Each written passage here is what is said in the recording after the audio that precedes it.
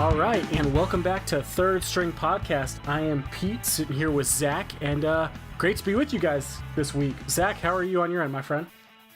Pete, I'm trying to recover from the disappointment of Carson Wentz's ACL injury this weekend. It was a tough one. I'm not gonna lie. It was just the definition of a Pyrrhic victory, because I was nervous about this Rams game all season, or have been nervous all season. It was a really good game down to the wire. We traded touchdowns back and forth. It was not so much a Carson Wentz versus Goff showdown as it was just a Carson Wentz versus Todd Gurley showdown. And it was really good that we won, but we won at the cost of Carson Wentz's left ACL. So he's done for the season, and I'm still trying to get my head around that one. But other than that, I'm good. How about you? I was thinking about you this weekend as I was watching this. Obviously, my Redskins have been out of this for about a month, so I'm all right. Let's not make things up here. I'm not rooting for the Eagles every week, but I feel like because of our friendship, I'm interested in the Eagles, and it was a great game. Really, really sad the way it turned out. You could tell Carson Wentz walking out of that blue tent, which I don't know why we've moved to blue tents in the NFL, but watching that, you just knew something wasn't right. Yeah, and it was tough to watch. But I got to be honest, this is the topic I was kind of thinking for off the bench. So you want to kick it into off the bench, and we can talk about this a little more. I got a couple questions for you. Yeah, let's do it. Off the bench. Here we go. All right. So starting out with what's going on with the Eagles. So obviously, as we mentioned, Carson Wentz done for the year with a left ACL injury. A lot going on in that game. Obviously, the Eagles clinching the NFC East, which is a big deal in terms of knocking the Cowboys back. Redskins and Giants have been done for a while. But the Eagles are kind of in a bad spot now with what's going on. Some would argue under Nick Foles. But let's kick it over to you, man. So what were you thinking as this news is breaking about Carson Wentz? Obviously Sunday it's looking bad. Monday the news is finalized. What's your gut telling you on what this Eagles team is looking at going forward? Yeah, I mean, Monday really was just confirming what we all knew, because whenever a quarterback is taken out of the game with a knee injury and he's immediately downgraded to out, you just know that's not good. And I mean, not even just a quarterback, really any player. They're immediately downgraded to out rather than questionable or probable to return. You know it's not good. And so the MRI yesterday just confirmed what we all assumed to be true already. And yeah, it's tough. And even if I weren't an Eagles fan, it's still tough, because this has been a rough season for NFL injuries. Certainly, the roughest in my memory. Maybe it's just sort of recency bias because we're living it now. But I'm just thinking about David Johnson, the Cardinals star running back. He had, I think, 11 touches. He touched the football 11 times before he was out for at least most of the rest of the season. I think he might be able to make it back before the end, but he's been out this whole season. Pro Bowl left tackle Jason Peters tore his ACL. Aaron Rodgers has been out for 8 weeks with a broken collarbone. Cam Chancellor, Richard Sherman also out for the season. Ryan Shazier almost died the other night and may never play football again. Deshaun Watson also out with an ACL. I mean, and there are other guys who I haven't even mentioned, but it just is a long, long list of players who get injured, and it's a tough game to watch when that's happening all the time. And it's tough for the game to still feel competitive when you're going against teams that have been absolutely gutted by injuries. I mean, I watched, I don't know if you saw Tom Savage on Sunday, but the seizure. That was horrible to watch. It was just horrendous. And I cannot believe he played another series after that. I'm glad the Texans are being investigated for how they handled that, because that absolutely should not have been the case. And you can't say you're serious about player safety when you let a player have what looks like to everybody watching a seizure on the field and then let him go back out and play. That's just absurd to me. So who do you put the responsibility on with that? I know we're diverging a little from my question to you, but who do you put the responsibility on? Bill O'Brien came out to say that if he had seen the video, there's no way he would have let Savage back in the game. So is this one on the head coach? Is it on the NFL concussion/brain injury saga? Is it just on players knowing that if they sit out too many plays, they're not going to get back on the field? Where's the responsibility with this lie, dude? Yeah, I guess it's a failure at all levels is what I'd say. I mean, I think that refs should be able to, or some sort of independent observer, the same guy who can call concussion tests for players on the field, the guy who sits in the booth and watches plays, he should be able to call a safety stop on something like that. Refs perhaps should even be able to call a safety stop. within the NFL's concussion program.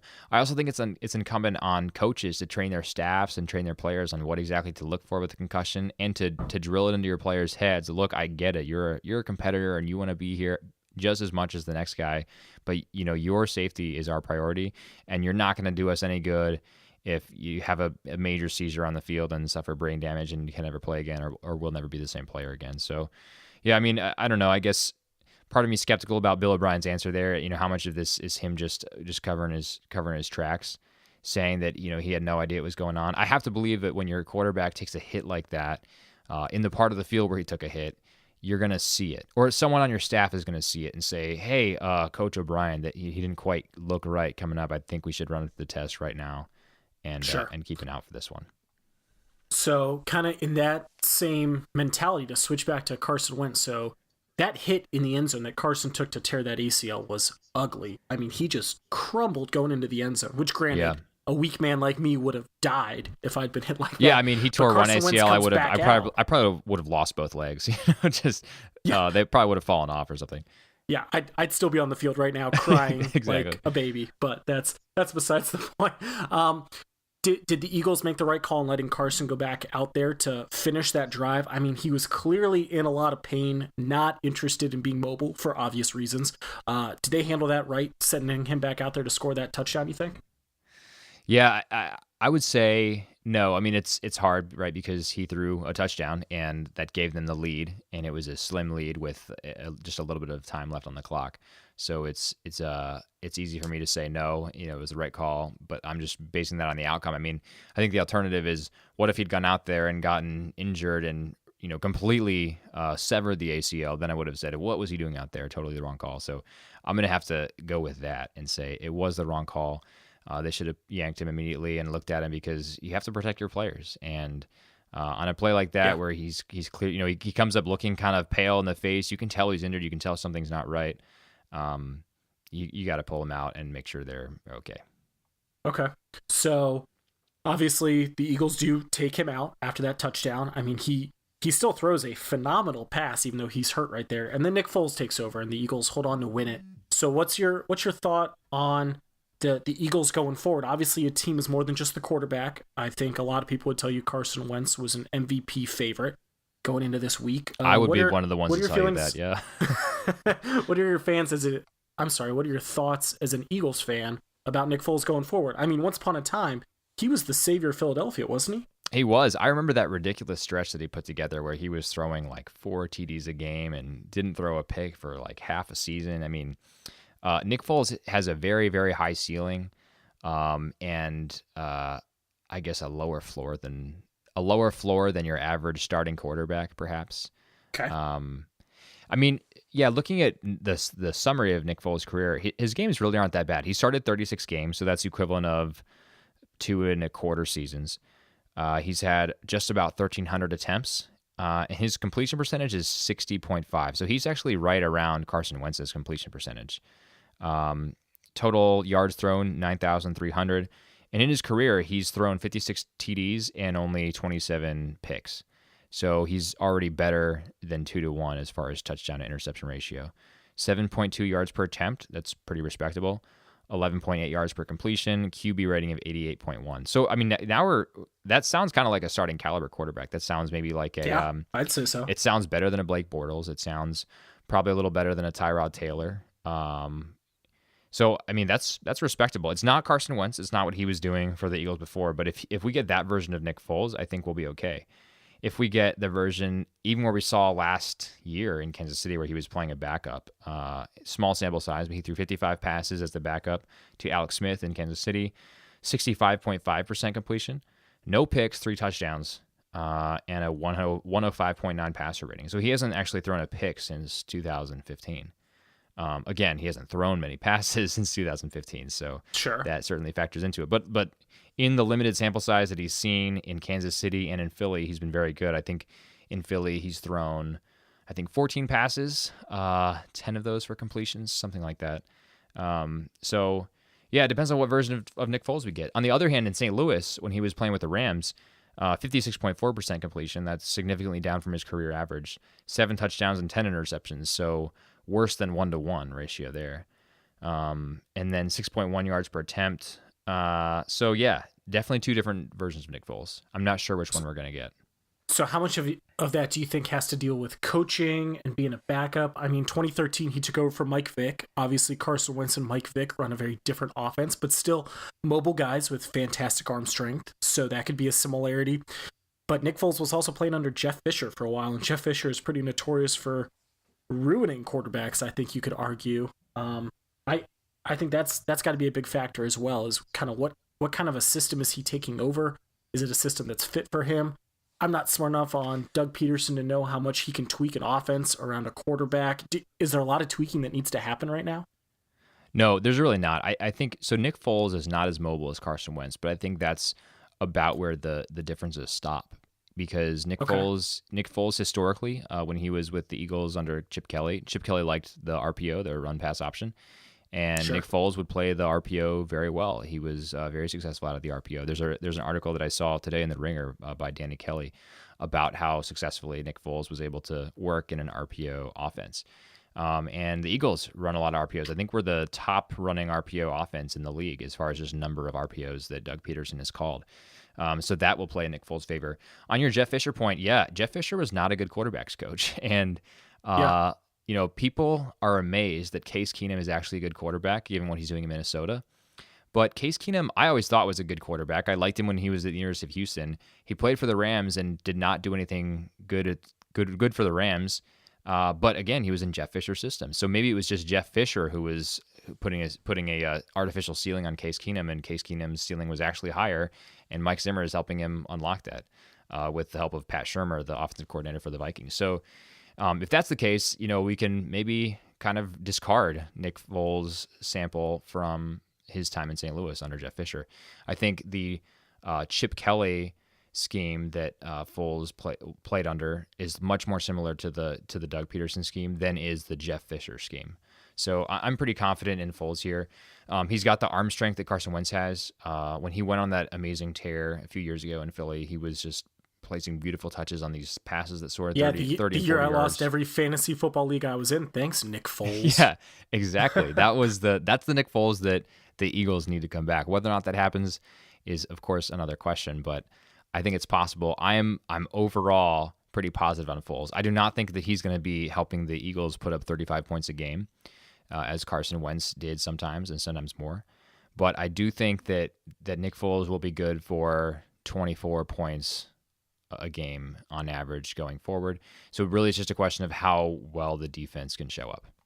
Sure. I think the defense has been a strength despite all the injuries in Philadelphia. I think the remaining 3 games that you guys are up against, what do you have? You have the Giants, the Raiders, the Cowboys. I think you got to go 2-1 there, even with a backup quarterback. I think if you go 1-2, it's still a win because you still locked up that seed in the playoffs. But I think these are tune-up games for Nick Foles more than anything else. I think that pickup of JHI midway through the season that nobody saw coming is proving to be a pretty impactful pickup. I think picking up that second running back is going to be huge for you guys. And I just think even though history is not necessarily on the side of Nick Foles, I think he's got the opportunities there. I mean, granted, anything can happen. Great teams lose in the first game of the playoffs all the time, but I think that the tools are there, that missing Carson Wentz hurts, but I think the overall culture of the team is going to be more important than Carson Wentz right here. Yeah, I totally agree. Your Ajayi point's really good too, because I think one of the Eagles' responses to this Wentz injury needs to be to hand the ball to Ajayi more, because he only had 9 carries in that game against the Rams, but he was averaging, or on the season, he's averaging 7 yards a carry. So, I mean, he's a dynamic, effective runner when you give him the ball, and the Eagles just need to work him into the offense a little bit more to lighten what they're asking Nick Foles to do. Yeah. I think we got to be honest, though. How lucky is Philadelphia that Nick Foles is your backup right now? I mean, you look at all these teams who are struggling so much, as you mentioned, the injury of everyone going down. The fact that Nick Foles is the guy sitting back there, I think we can both agree Nick Foles is probably going to get paid pretty well here very soon, because I guarantee he's going to do something in the next 3 games. I am really believing he's going to do something in the playoffs. You guys might not win it all, but I bet he's going to compete. He's going to put up gaudy numbers like Philadelphia quarterbacks always seem to do, especially when they play the Redskins. Sorry, the Redskins aren't on your schedule here soon. That's right. But I think you guys are in a better spot than probably 95% of NFL teams right now. That who else has a number 2 to go to like Nick Foles? But, well, there's always the Broncos with Brock Osweiler there. Valid. Hard to improve on a backup quarterback like Brock Osweiler. Yeah, I mean, you don't have Peyton Manning teaching him, but you're still doing okay, I think, in Philadelphia. But what do you think of your current backup situation now? I'm obviously not wishing any ill will on Nick Foles, but you still have the Colin Kaepernicks sitting out there. Did the Eagles start looking to pick up another backup quarterback who could have a similar style with decent arm strength, decent legs? Obviously, Kaepernick doesn't have the arm strength you want in Philadelphia, right. But what do you think about the Eagles going after a dude like Kaepernick right now? Yeah, I think that it wouldn't be a bad move. I'm not sure if it makes. I guess I'm not sure what makes more sense. Trusting your now second string, formerly third string guy. They have this guy named Nate Sudfeld who was drafted by Washington, actually, your team, in the 6th round of the 2016 draft. He's got a big arm. He's mobile-ish, I guess, in the pocket. Just based on the college highlights I've seen of him, he has never attempted a pro pass. Based on what I was looking at Pro Football Reference. So really kind of an unknown quantity there. But the difference is he knows the system. He knows the playbook. He's gone up against presumably a decent defense in practices, things like that. And he's current. Kaepernick's a great player, very talented. Like you said, maybe kind of minus on arm strength, but he's super mobile. He plays more like a Carson Wentz, but he doesn't know the playbook. And so bringing him in at this point late in the season, I'm not really sure if that's a net plus or a minus, as opposed to a Nate Sudfeld who has certainly a lower ceiling than Kaepernick, but also probably a higher floor in this system at this point in the season. Yeah, I agree. And I think, granted, I've never been in a NFL locker room or a college locker room, and we'll have Joel on next week to talk about being inside a locker room. But what kind of a message does it send if you pick up a guy like Kaepernick? Is it a desperation move? Is it a padding move? I just don't know. So well, I think you're right. That's a good question, though. So I guess 2 stories here. Look at one, the Miami Dolphins. So Ryan Tannehill goes down, and it was preseason, right? That he hurt his knee again. Yeah. So I'm pretty sure it was like game 3 of the preseason. I'm not positive on that. Definitely earlier this year. And so Tannehill goes down, and the Dolphins, instead of trusting their perennial backup Matt Moore, the Dolphins know they're not contending this year, but they do the panic move and they sign Jay Cutler to a very expensive 1-year contract. Jay Cutler. And no one is more beloved by social media than Jay Cutler, he says sarcastically. Yeah. And yeah, so I think that certainly did not endear the Miami Dolphins front office to their fan base, because everyone knew that was not going to end well for them. So they do that, and I just have to think that that's then a really bad message to the locker room too. Instead of going with the guy who you've been practicing with, we're going to bring in this guy who has a reputation for being kind of a grouch, to put it mildly. And then on the other side of this is Mike McCarthy, who I think we can agree is a good coach up in Green Bay. Yep. And Aaron Rodgers goes down, and what does he say? No, we're not going to look at bringing an outside quarterback. We're going to stick with Brett Hundley. I have full faith and confidence in Brett Hundley. He's going to get us to where we need to be when Rodgers gets back. And Brett Hundley has been a below-average starting quarterback, I would say, since then, but he has had the stated faith of his coach, and I think it's made a difference in the locker room, and Green Bay finds themselves now sort of on the cusp of contention, and who knows what happens with Aaron Rodgers coming back. Yeah, I mean, if the Packers miss out on the playoffs, I'm sure we'll blame Brett Hundley, because who else would we blame besides the quarterback? No one else plays football. But you're right. It's exactly where the Packers were hoping they would be, contending. Aaron Rodgers, I think, is due back in like the next week and a half, 2 weeks, so we could see him here before the end of the regular season. I agree. Yeah, I think he's right now he's questionable for Sunday, but he's eligible to return on Sunday. Yeah. So obviously Aaron Rodgers not having an MVP caliber season, but a lot of people, as we mentioned, we're talking about Carson Wentz. You think as Carson Wentz is going down, does this take him out of the MVP race? How are the Philly fans feeling these days about that whole fiasco going on right now, especially when you have Antonio Brown across the state in Pittsburgh putting up gaudy numbers to say the least? And I mean, he's on pace for like 1,800 yards right now. Do you think Carson Wentz is still the favorite here? Do you think we could start to see other guys start emerging? What's the vibe right now? Well, yeah, you asked how people in Philly feel. People in Philly are definitely going to tell you that Carson Wentz is the favorite and the absolutely undisputed MVP. And he has, I think, the best statistical case to be made for MVP through 13 games of the season. The problem is it's only 13 games, right? And so these next 3 games will decide a lot. I think it's going to be Brady. I think Antonio Brown's amazing. He's the best wide receiver in football, putting up insane numbers right now, but it's very hard for a non-quarterback to win the MVP. And it's really hard for a non-quarterback to win the MVP when there's a quarterback in the league who's like 4,900 years old and is playing as one of the best quarterbacks, if not the best quarterback in the league.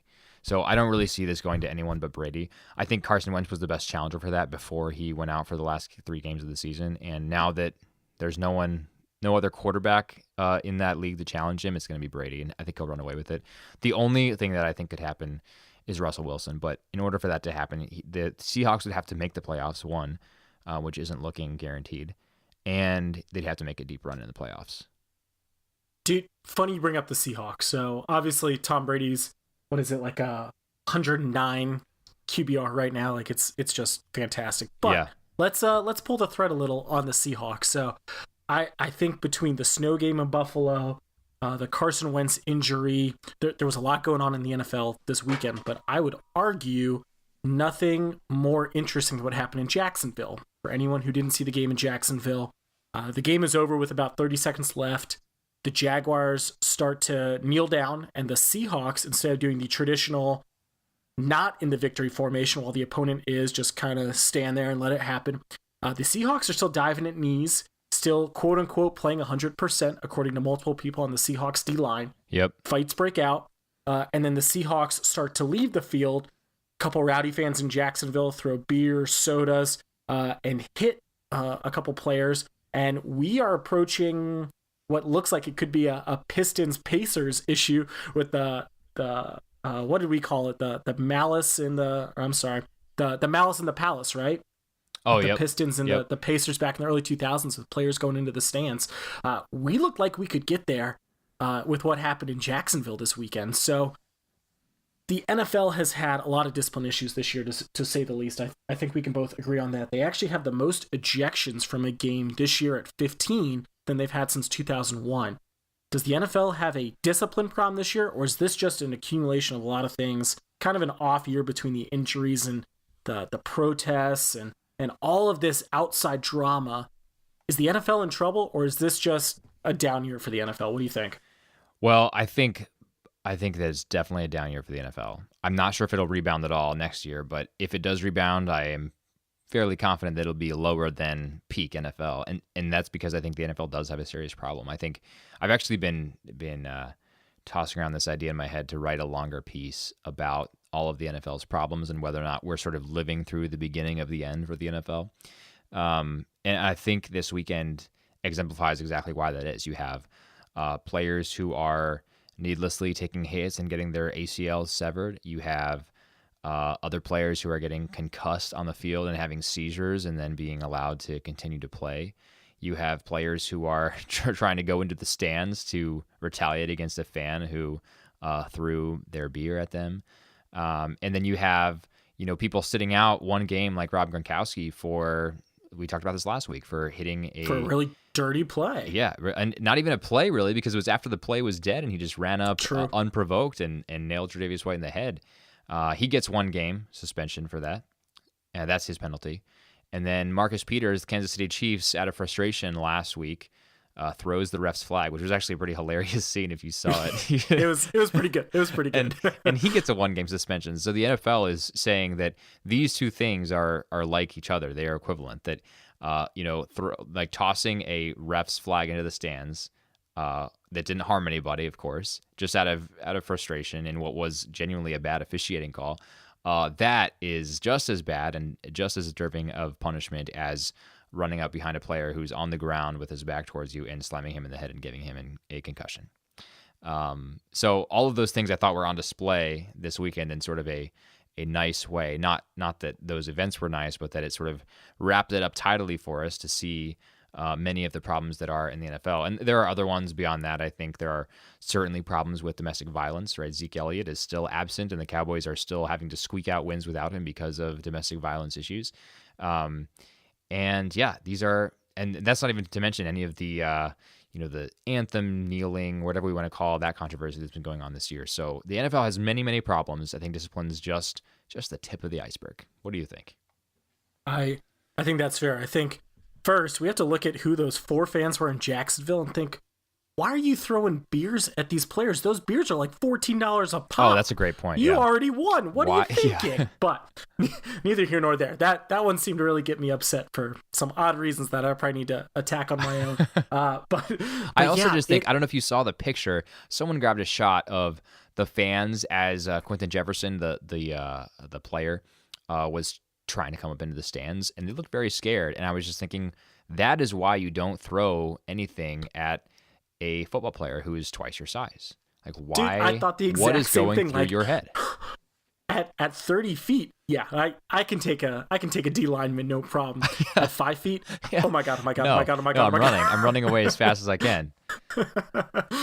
Yeah, not great. I think you hit the nail on the head. I think the chippiness we've seen in the NFL, I'm not saying that's the reason why I'm not as interested in the NFL as I've been in past years. Obviously, I'm just too emotional, and the Redskins look terrible, so I'm taking my frustration out on Fox and CBS when they show football on Sundays. But overall, it's just, we're seeing fights and more games than it feels like we've ever seen. We're seeing a lot of cheap shots. I think refs are trying to throw more flags, which I don't fault the NFL for. I think the NFL is trying to get it under control. But the speed of the game has been impacted. There are so many holding calls, so many face mask calls, so many taunting calls. I thought we got rid of the unsportsmanlike conduct for celebration because we wanted the players to have more fun. And it seems like, yeah, the end zone has become more fun, but the rest of the game has become a little more wild, wild west, which I'm sure the players from the 70s and 80s are still watching this thinking it's a bunch of prima donnas at cupcake camp. But overall, it's just the game just isn't flowing. It isn't a lot of fun to watch, and I don't find myself rooting for any of these guys. They just seem like overpaid athletes right now who are doing whatever they want on the field. And I know that there's so much more to it, and you know how much I love football, but it's tough to watch this year. Yeah, it is. It definitely is. It's just not fun. Nope. It's just not fun. I mean, I'll watch the playoffs. I'll be interested, but like we talked about around our Thanksgiving episode, the drive to keep fans in the seats even after their team has been eliminated is just not there. Think about the Peyton Manning years. Think about all these different dynasties we watched coming up where it was fun to watch even if it wasn't your team, whether you were rooting for them or against them.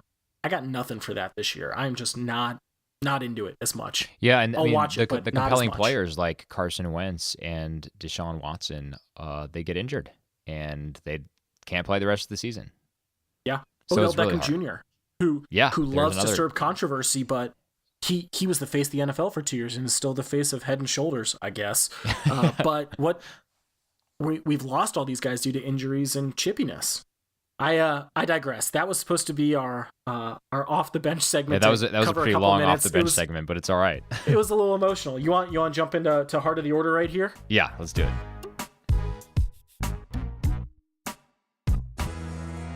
So looking at our heart of the order, huge weekend in Major League Baseball. Obviously, we saw the biggest pickup was, I think we can both agree, Giancarlo Stanton turning down possible trades to both the Cardinals and the Giants, citing his no trade clause in his contract. Going to the Yankees a little bit unexpectedly late on Friday night with the news officially breaking Saturday morning and them signing him on Monday. But still, we saw Ohtani go to the Angels, which I think was a little bit of a surprise. Yep. We've seen the hot stove, I would argue, during these winter meetings, hotter than we've seen in probably the past 3 to 4 years, which a week ago we said on this very show, it'd been a really slow MLB offseason. So let's I listened to a baseball podcast called Effectively Wild, and the hosts of that, Ben Lindbergh and Jeff Sullivan, were speculating, I think rightly, that the hot stove was so slow before that because teams were trying to see where Shohei Ohtani would land. Because it would either affect their own calculus. If we got him, then we don't need a starting pitcher. We maybe don't need the hitter that we thought we were going to go get, so we can spend our resources in other ways. And then other teams too, like the Red Sox, right, waiting to see if the Yankees were going to land Ohtani, and vice versa, or the Oakland Athletics waiting to see what the Los Angeles Angels would do if they would land him. And so here we are, he's landed, and then just like that, the switch was flipped, and we have a super active hot stove. Do you think there was a causal effect, obviously with the hot stove in general, but how much of the Yankees do you think them going after Giancarlo was influenced by the fact that he, I don't want to say turn them down. I don't know how serious those conversations ever got between Ohtani and Cashman, but the fact that he signed with the Angels on Friday and the Yankees within hours were pursuing Giancarlo Stanton, when I didn't see any discussion, any legitimate talk about Giancarlo to the Yankees before Friday night. Do you think there was a causal effect there? Wait, so the causal effect you're suggesting is what? When the Yankees lost out on Ohtani, they started pivoting very hard to the next biggest free agent out there. Yeah, I'm not sure. Not even a free agent, really, but... Yeah, that's a good question. I mean, I have to think that it affected their calculus somewhat, but it's the Yankees. I just think that the Yankees go after every high-ceiling slugger they can. So if there's someone hitting the market, they're going to go after him. And Stanton fit those boxes. They knew that Stanton wanted out of Miami because relations were turning frosty with the new management in Miami. So, boy, did you see his Instagram post when he was quote unquote thanking Miami as he was getting out of there, calling the Marlins organization a circus? Like that's not what we normally see in our goodbye tours from athletes. It was, I love it though. Like just to infuse a little bit of drama into baseball front offices. It's great. It's good. I mean, it's good for the sport. Speaking of front offices, how much has the baseball world turned on Derek Jeter since this signing on Friday? I mean, we're recording on Tuesday night. It's been 4 days, and everyone hates Derek Jeter all of a sudden. He was our favorite son for 20 years. That's true, and I really don't understand this either, because if you put yourself in the Marlins' shoes, they are bereft of talent. Their farm system is not in great shape. They have this guy, the reigning National League MVP, and maybe the best, at least one of the best hitters in baseball, someone coming off a 59 home run season, and they're doing nothing with him. And by the way, they owe him $295 million over the course of the next decade. So why would you not offload that contract? And that's why I don't understand why people are upset with Jeter for getting Stanton out of town. I mean, I would do the same thing if I were in Jeter's shoes. And not only that, is it just because Jeter's a former Yankee? Let's call a spade here. If he was a former Oriole, does anyone care right now? Yeah, I mean, good point. I saw a tweet on that from, who was it? Keith Law, maybe John Heyman, who said that that Derek Jeter had helped the Yankees win 5 World Series and counting. Hey, once a Yankee, always a Yankee, right? Always wearing the pinstripes. Yeah, exactly. So helping him out there. But I mean, I thought his return was good. So he got Starlin Castro, who I love as a Yankee. He's been really good and a lot of fun to watch. Jose Devers, who's the cousin, I believe. I don't think he's a brother. I think he's a cousin of another guy named Rafael Devers, you may have heard of, the hot-hitting third baseman from the Red Sox, who just came up last year. And then another starting pitcher, Jorge Guzman, who in the minors last year was throwing a fastball that averaged 99 miles an hour. So it's not like they got nothing in return. They got affordable contracts on young guys who are have really high upside for the franchise, and they offloaded that contract. More importantly, so to me this is a no-brainer, and I really don't understand why people are all down on Jeter about it. But the dynamic there has been strange. I wonder if it's because, I mean, even more so than just being a Yankee, the Jeter's an outsider who just bought this team. I have to imagine the fans in South Florida feel like Jeter is giving up on baseball in South Florida, which I think we could argue. I mean, granted, they won the World Series once, but overall, baseball in South Florida has not worked out. It does not have well. a long storied history, that's for sure. No, I mean, that stadium, which is ridiculous. Speaking of circus, that stadium looks like a circus, but overall, the stadium hasn't worked. It was built under some false pretenses. They can't fill it. They've got horrible contracts. I think Jeter has a 5 to 7 year rebuild on this team at a minimum. Like this, Oh yeah, this is going to be the easily. investment of a lifetime. Easily. It's I don't know. I'm really torn on this. I'm more of a National League fan. I mean, as a Nationals fan, this is great for me. I mean, we just offloaded the most dangerous bat in the NL East. I mean, I know, right? As a Braves Phillies are guy, duds. same. Yeah, the Braves are duds. The Mets are duds. The Phillies have a lot of rebuilding to do Yeah, as I mean, well. I think Let's your be honest Nationals here. path to the postseason next year just got a lot easier. And I still truly believe that this is the last year for the Nationals for probably 3 to 4 more years. That's a topic for us in March or because April. Bryce Harper's going to Bryce join is the gonna Yankees, walk, and you're going to have an outfield with Harper, Judge, and Stanton. And it's going to be outrageous. My gosh.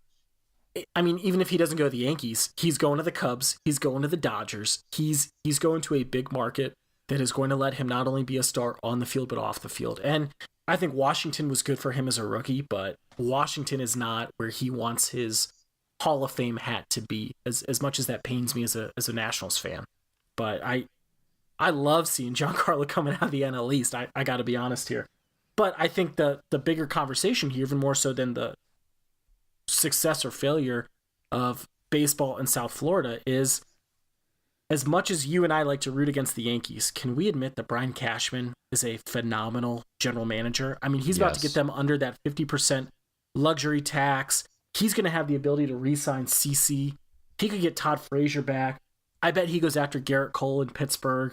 I mean, how is he not the best manager general manager in baseball right now? Tell me a guy who's doing more for his ball club than the Yankees. Granted, he's got more money than anyone else, but who's making it happen more than Brian Cashman right now? Yeah, I mean, I think the two names I would throw out there are maybe pretty obvious: Jeff Luhnow, Houston Astros, and Farhan Zaidi of the Dodgers. But I think those guys have, and I would say I'm more impressed with Luhnow. I think, because he's been able to do more with less money than either of the other two. But all three of them are really, really good at going and getting the talent that they want. And when it comes to building a championship team, that's what matters.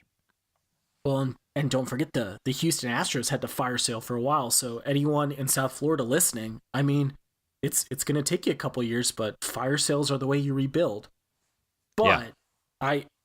The Yankees are just doing what the Yankees do this year. And I think because it's the Yankees, we, as the rest of baseball, unless you're a Yankees fan, and I know we've got some Yankees fans listening on the show, this is how the Yankees do it. And I think the Yankees are slowly rebuilding to the point, not even slowly anymore. I think we're going to see a Yankees revival that is going to be reminiscent of the 96, 97, 98 era. They don't have the pitching yet, but I think the young talent they're building between Aaron Judge, Jekyll and Hyde, yes, but he'll learn.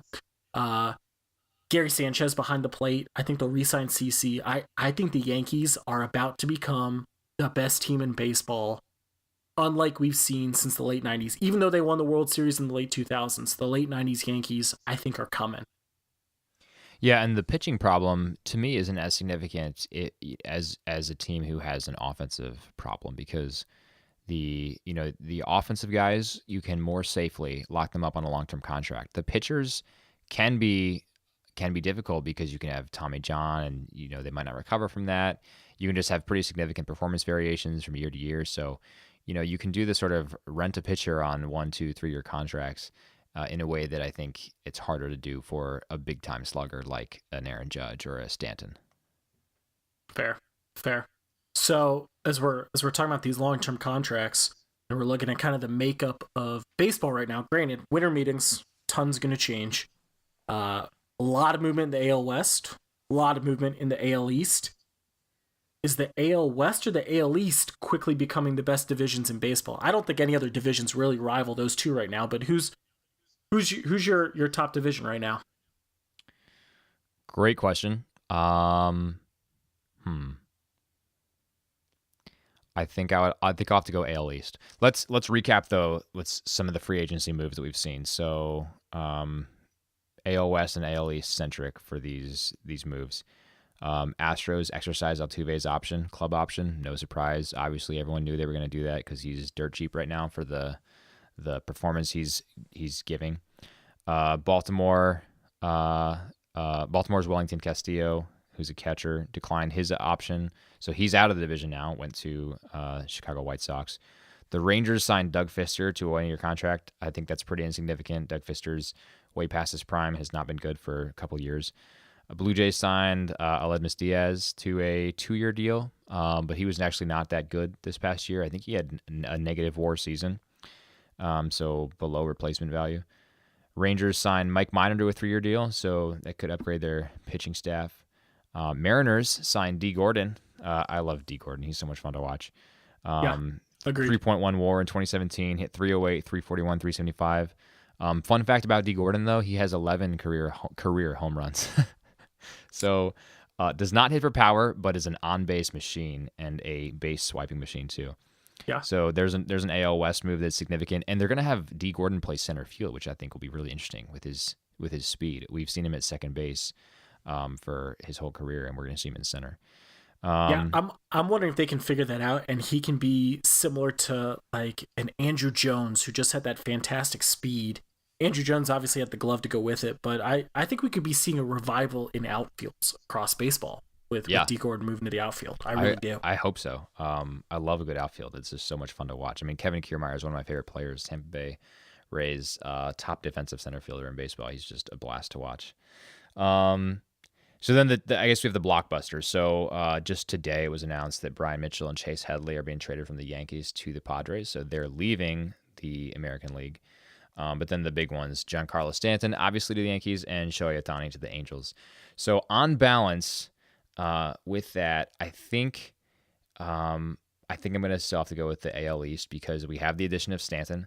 So, you have a formidable lineup in New York that's going to look like Gardner, Judge, Stanton, Bird, Gary Sanchez, Didi Gregorius, Aaron Hicks, Miguel Andujar, who's a lesser-known third baseman and is not really a formidable hitter, but still, as the one weak link in this lineup, not too bad.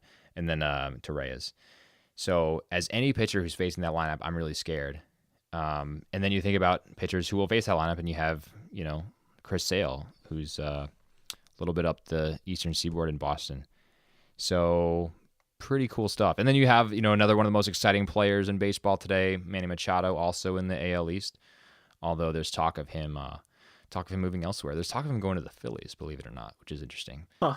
But I think I have to give that crown to the AL East for most competitive / exciting / interesting division in baseball. What do you think? I totally agree. I think the AL West is the home of young talent right now. But I think the AL East is going to spend the money. The Red Sox are chomping at the bit. Lord only knows what they're doing right now at the winter meetings. I think the Red Sox are going to start putting up a lot of money and trying to get on that same page. I think the only factor that could change this up a little more is the fact that, like you mentioned, I think the Orioles are in a pretty steep decline right now. I think Buck Showalter probably has a year left, realistically. I think Manny Machado is going to walk here soon or be traded is probably a better way to put that. I think the Rays are about to get, not necessarily in a fire sale, but I think Chris Archer, I think Evan Longoria, I think they're going to be on the move here soon. I think the AL East is going to be really, really strong at the top and really, really weak at the bottom, which probably what we've seen for most years out of the AL East. But I think those teams at the top, the Red Sox and the Yankees, I'm hoping we get towards a renaissance of baseball where the fact that ESPN has to make it Yankees-Red Sox every Sunday Night Baseball for what feels like 3 straight months, I think it's going to mean something again. So I'll get annoyed halfway through the season like I always do, but I think it's going to be fun to watch in the AL East. So I agree with you, man. Yeah, I think the most balanced division from top to bottom, I'd probably have to say is the National League West, where you have the Dodgers, certainly an outlier, most wins in baseball this past year, but you have D-backs, Rockies, Giants, and then Padres. And the Padres are rebuilding slowly but surely, but they're coming up. And then the Giants, Rockies, and Diamondbacks are decent. I mean, the Giants weren't this past year, but I think that was an outlier, some injury issues, things like that. But I think the National League West is pretty balanced. So I just wanted to give a quick shout out to the National League since, I'm a National League homer. Just like I'm an ACC homer, right? We haven't talked college football yet. Well, let's kind of stick with this theme about big teams, dynasties, perhaps the evil empire when we're talking about the Yankees, as some would call them. Let's pivot a little and get a little international, if you don't mind. And Some big news coming out of the International Olympic Committee as we get ready for the February 2018 Winter Games in South Korea.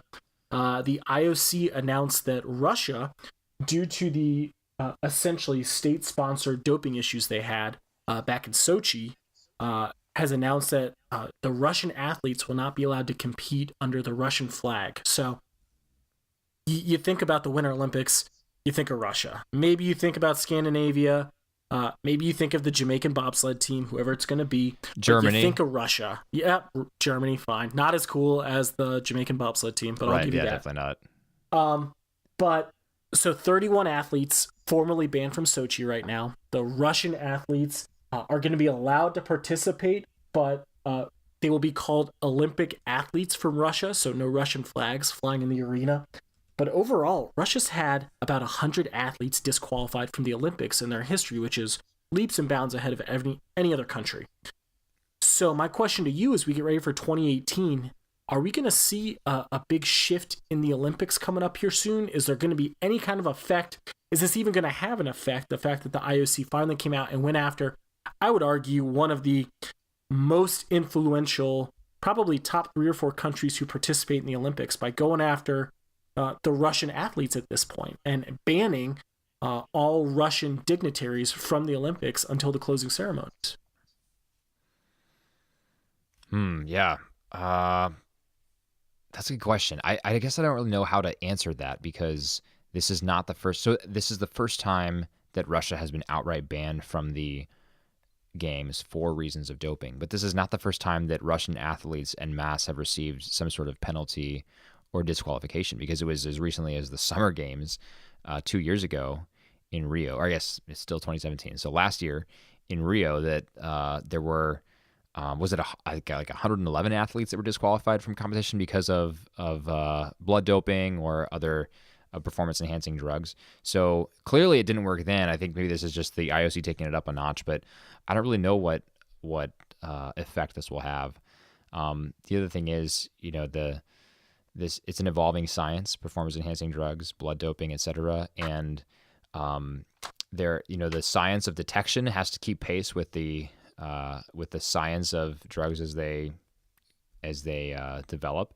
And there's always the opportunity for a willing party to try to stay one step ahead of detection. And so I don't know. I mean, Russia certainly has a proud history of excellence at the Olympics, especially the Winter Games. And I have to think cynically that they'll continue to do what they can to try to keep that edge, even if it means breaking the rules.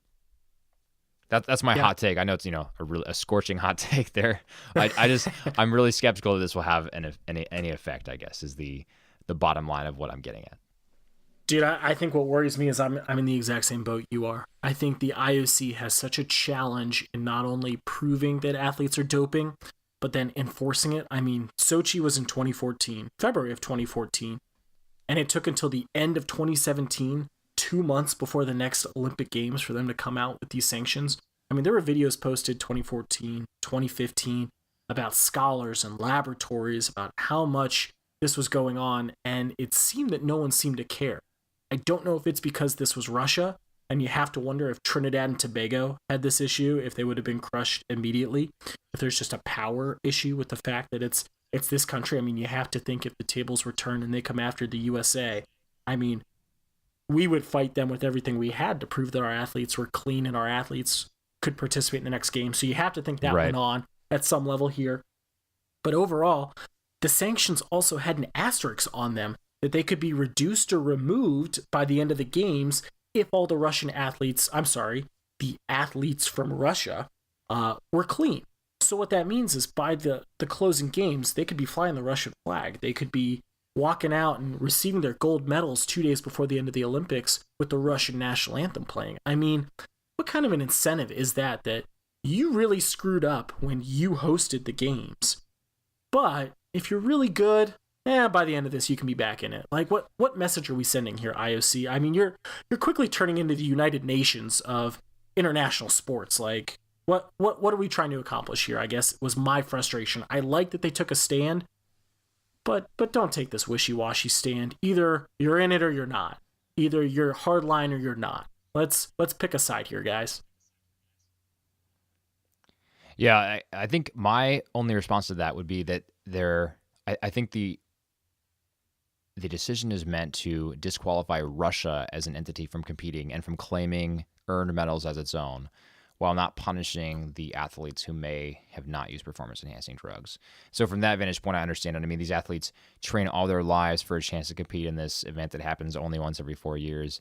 And it'd be pretty crushing to be a Russian athlete and, to not have used performance-enhancing drugs, but have to be disqualified by a unilateral decision from the IOC because your countrymen had done so. So I don't know. I guess I want to have some compassion on the athletes who are clean, but I'm mad at Russia for making it not so. I didn't realize so many medals were stripped from the 2014 Olympics. I see 1, 2, 3, 4, 5, 6, 7, 8, 9, 10, 11.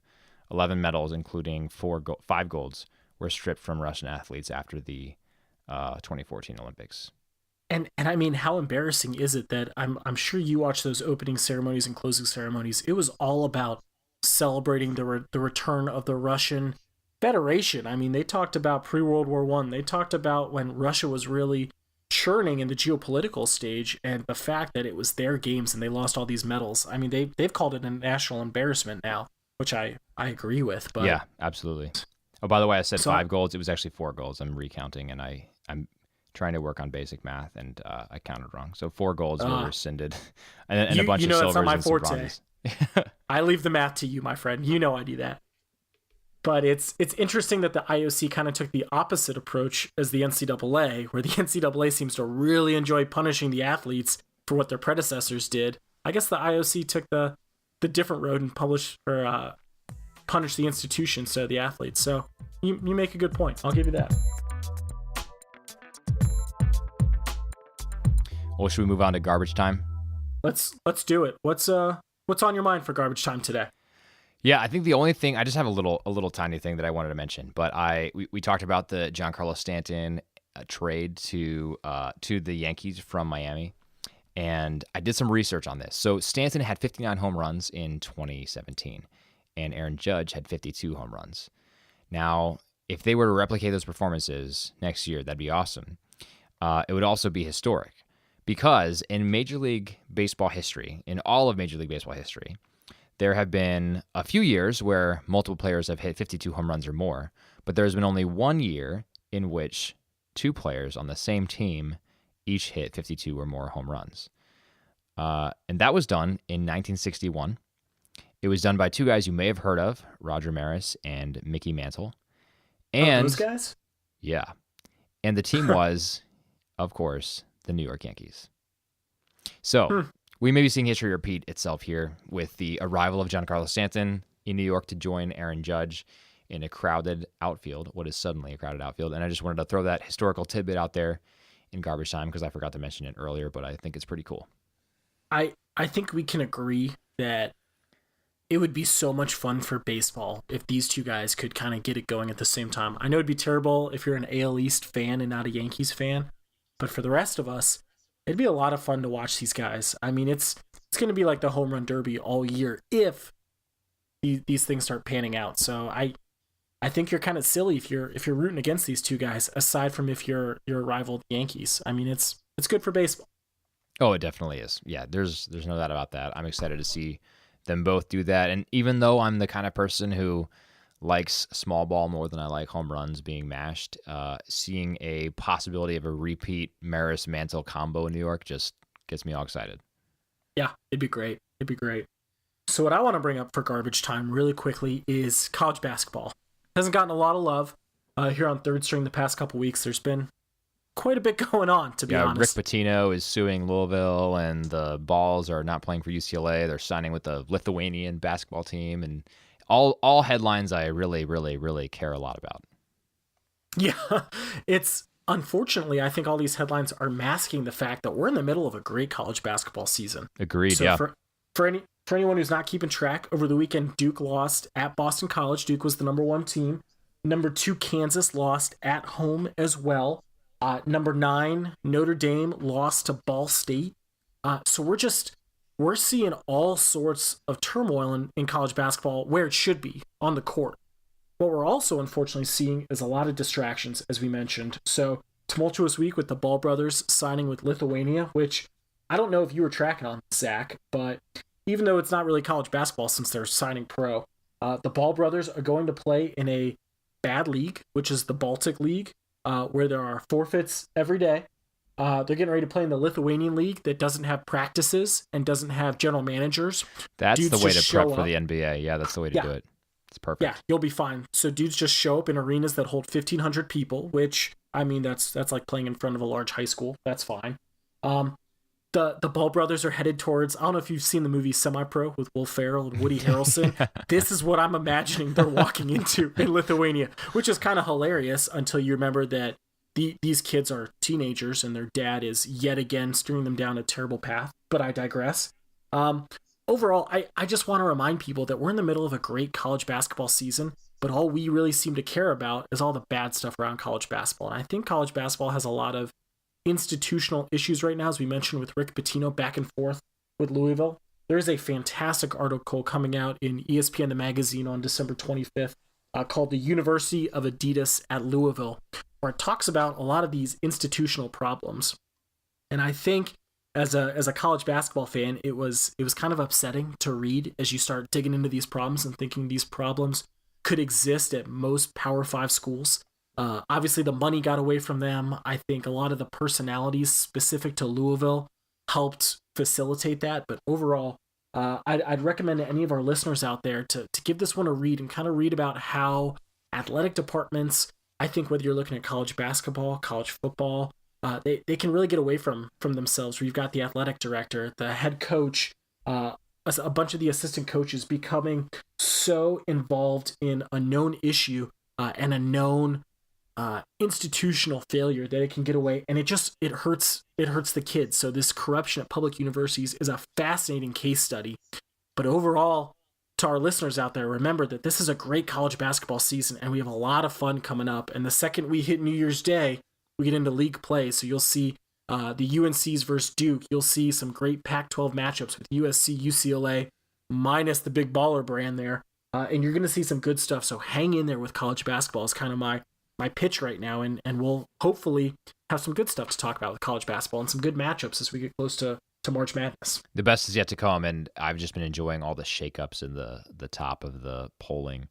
And shout out to Villanova, who just secured its number 1 spot in the AP poll for the first time after its unbeaten 10-0 start. So that's pretty cool. And Pete mentioned the article in ESPN the magazine, the University of Adidas at Louisville. We will post a link to that in the show notes, along with the article I mentioned in the Ringer on Nick Foles. Now being the face of the Eagles franchise. So we'll do that. Should we go on to shootout? Yeah. Let's get into it.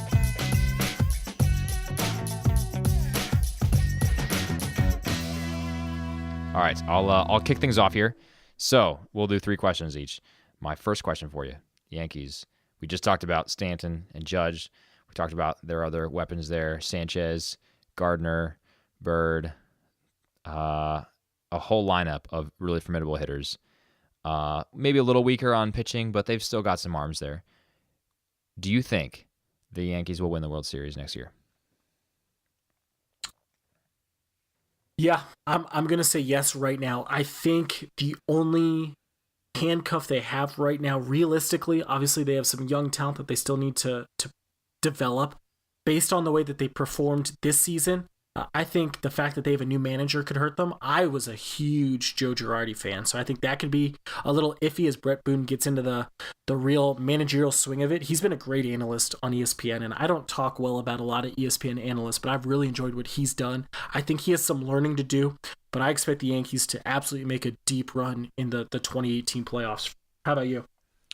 I also expect them to make a deep run. I would be comfortable saying AL champions. I don't think I'm comfortable saying World Series champions, because I think the Dodgers will make another run at it, and I think they'll be hungry enough to get it this time. But that's way ahead too, so I'm reserving the right to change my prediction many months from now.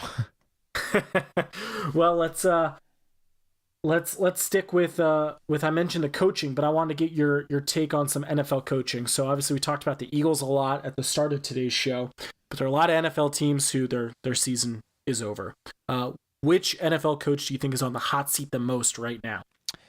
I have to think that is Chuck Pagano, who will be fired probably the same day that the Colts play their last game. I think his time in Indianapolis is long expired, and they're just letting him exit graciously by waiting till the end of the season. But I think he'll be gone by the end of the Sunday of their last game. What about you? Totally agree on Chuck Pagano. I think the other guy to watch is John Fox. Initially, I wanted to say Marvin Lewis, based on the way the Bengals are underperforming for what feels like the 14th year in a row. But that team in Chicago, I know Ishan's not here to talk about it as much, but that team in Chicago is just bad this year. And John Fox has just not worked out. I still think the dumbest decision he made was leaving Denver. I think he's in trouble too. Yeah, agreed.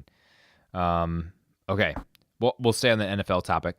What will be greater by the end of this season and a postseason? So I'm including regular season and postseason in this question. So which will be greater? Nick Foles' total wins by the end of it all, including any playoff games if he goes there, or total Browns losses? Oh. I'm going to be optimistic and also try to save face on my answer last week. I think Nick Foles is going to pull off at least 3 wins in Philadelphia. I really do. I think the Browns are going to win at least one of the next 3 games, maybe 2, but I'm taking Nick Foles. I appreciate that optimism. I think that's what I would do as well. I'm reasoning through it though and thinking realistically, I'm expecting the Eagles to drop one of their remaining 3. So they're going 2-1. The Browns will, I got to think the Browns will save themselves from a total loss season. So got to think the Browns will win one. And that would mean two Browns losses, 2 Eagles wins, and then the Eagles would have to win their first playoff game. And I think that's doable. I think we can win one playoff game with Foles under center. So yeah, I'm going to agree and go Foles wins or greater. I like it. So let's stick with football. I'm going to take us to college football right now. So a guy we've talked about a lot on the show is Scott Frost, going back to Nebraska. News broke yesterday that Scott Frost is still going to coach the UCF bowl game. Yeah, I saw that. Is this a good idea for Scott Frost to coach after he's already signed with another team? Yes, I fully support this move, actually. I think, so just based on the clips that I saw and the quotes that I saw from players who play with Scott Frost now, they really respect him, and they didn't want to play for someone besides him in the bowl game. And I think this speaks to Scott Frost's dedication to his players. I think this shows that Nebraska got themselves a good one. And yeah, I applaud the decision. I think it's the right one. I don't like it. I don't know why. I don't like it. Scott Frost, you made your decision to move on. I think it's time to move on. And we see this is a good chance for your interim coaches to step up. I think it's a good chance for your leaders on the team to really lead it. I get it. He's an emotional leader for that team. They love him. I don't like that he's already decided he's moving on. It's like you've already broken up with your girlfriend, but you're still going to take her out on one more date. It's just not a good idea. People are going to get hurt when it's all said and done. We know the end is near. Let's just rip the Band-Aid off. Yeah. I see your point. I think that he's kind of in a tough position, though, because Nebraska was doing its coaching search so early relative to the bowl schedule. So he realistically couldn't be both. He couldn't be the coach of Nebraska and coach the bowl game if we're going with your logic. That's true. And he's not the first coach to do this. So I'm making Scott Frost look like a clingy person who can't move on. Urban Meyer did it with Utah. So it's not the first time. It just, I don't know, it feels dirty for some reason. Maybe I just enjoy seeing other teams lose who aren't Virginia Tech. I don't know. Yeah, well, that's all fair. Yeah, you're making me rethink my position, but I still think I like it. I still think I like it. All right, so final question for me. We're going back to baseball now. What will be greater? All right, the Los Angeles Dodgers win total in 2018, or the sum total of Giancarlo Stanton and Aaron Judge home runs?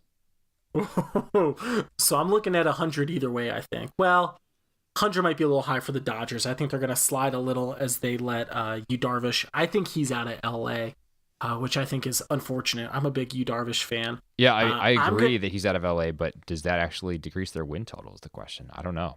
He wasn't looking super sharp at the end of the year. In the playoffs, but I think in the last part of the regular season, he was pretty solid. Yeah.